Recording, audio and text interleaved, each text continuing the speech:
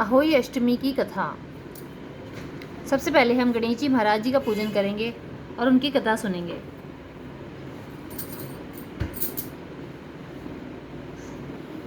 बोलो गणेश जी महाराज जी की जय। एक बुढ़िया थी, वह मिट्टी के गणेश जी की पूजा किया करती थी। रोज बनाती थी, रोज गल जाते थे। एक दिन बुढ़िया ने देखा कि एक सेठ का मकान बन रहा है। वह मिस्त्री के पास गई और बोली, भैया मेरा पत्थर का गणेश कर दो। मिस्त्री बोला कि जब तक हम तेरा पत्थर का गणेश खड़ेंगे जब तक पूरी दीवार नहीं चलेंगे। बुढ़िया बोली कि राम करे तुम्हारी दीवार टेढ़ी हो जाए।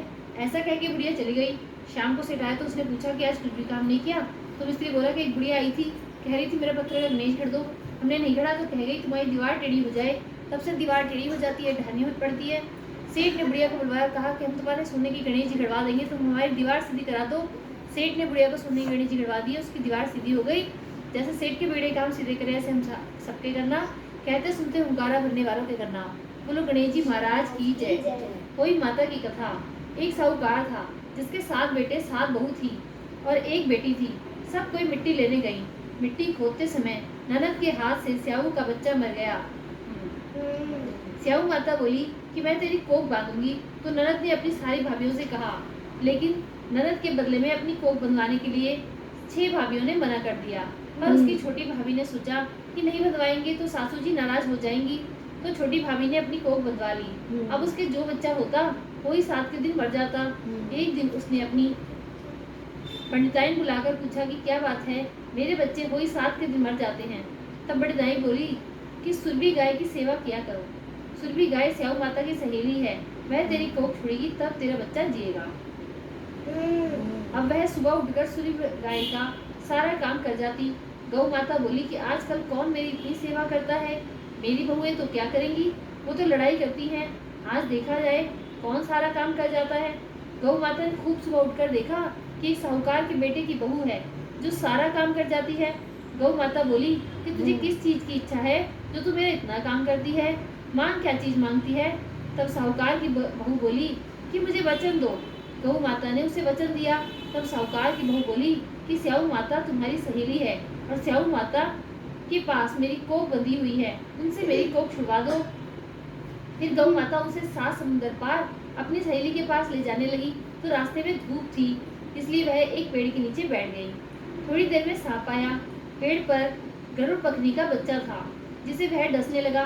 तो वह साहूकार की बहू ने सांप को मारकर डाल के नीचे फेंक दिया और बच्चे को बचा लिया। गरुड़ पखनी आई, आकर साहूकार के बेटे की बहू को चोंच मारने लगी। तो साहूकार ने बोली कि मैंने तेरे बच्चे को नहीं मारा, सांप तेरे बच्चे को मार रहा था, मैंने तो तेरे बच्चे को छिपाया है। तब गरुड़ पखनी ने बोली कि बोल क्या मांगती है। वह बोली कि 7 समुद्र पार स्याऊ माता रहती है, हमें तुम उनके पास पहुंचा दो। गरुड़ पखनी ने अपनी पीठ पर बैठाकर दोनों जनों को स्याऊ माता के पास पहुंचा दिया। स्याऊ माता बोली कि आप बहन बहुत दिनों बाद आई। और स्याऊ माता बोली कि मेरे सिर में बहुत जुएं हो गई हैं। गौ माता बोली कि ला मेरे साथ जो है ना, इससे जू निकलवा लो। तो साहूकार की बहू ने उसकी सारी जू निकाल दी। स्याऊ माता बोली कि तूने तो मेरी बहुत भलाई की, तेरे 7 बेटे 7 बहू हो। बहू बोली कि मेरे तो एक भी बेटा बहू नहीं है, 7 बेटे कहाँ से आएंगे। स्याऊ माता बोली कि क्यों नहीं होंगे। तब वह बोली कि मुझे वचन दो। तो स्याऊ माता बोली कि वचन वचन दो वचन वचन उपूतो धोबी कुड़ पर कंकरी हूँ। जब साहूकार की बहू बोली कि मेरी कोख तो तुम्हारे पास बंधी हुई है, तब स्याऊ माता ने कहा कि तूने तो मुझे बहुत ठगा। मैं तेरी कोख खोलती तो नहीं, लेकिन आज खोलनी पड़ेगी। जा तेरे घर में तुझे 7 बहू बेटे मिलेंगे, तू 7 उजमन करियो, 7 होई माता करियो, 7 कढ़ाई कढ़ाइयो। वह घर गई, देखा कि वहाँ तो 7 बेटे बहू बैठे हैं, बहुत धन हो रहा है। उसने 7 होई मांडी, कोई दीवार पर, कोई मटके पर, कोई कहीं। 7 उजमन करे, 7 कढ़ाई करी। उधर सारी दौरानी जिठानी कहने लगी कि जल्दी जल्दी चौका पूजा कर लो, नहीं तो सबको ही रोने लग जाएंगे। थोड़ी देर में उन्होंने अपने बेटे से कहा कि देख कर आओ आज चाची रोई क्यों नहीं। वह देख कर आकर बोला कि चाची तो वही मान रही है, खूब उजमन हो रहा है। फिर दौरानी जिठानी दौड़ी दौड़ी गई। उन्होंने देखा कि वह तो कोख छुड़ा लाई है। वह सब बोली कि तुमने कोख कैसे छुड़ाई। वह बोली कि मैंने तो कोख बंधाई नहीं थी, लेकिन स्याऊ माता के बच्चे के मरने के कारण मेरी कोख बंध गई। अब स्याऊ माता ने मुझ पर दया करके मेरी कोख खोल दी। हे स्याऊ माता, जैसे साहूकार की बहू की कोख खोली ऐसे हमारी खोलना, सबकी खोलना, कहते सुनते हुंकारा भरने वालों की खोलना, अब हमारे सारे परिवार की खोलना।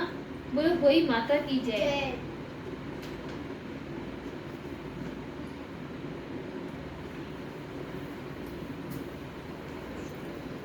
कहानी अच्छी लगे तो कमेंट में राधे राधे ज़रूर लिखें।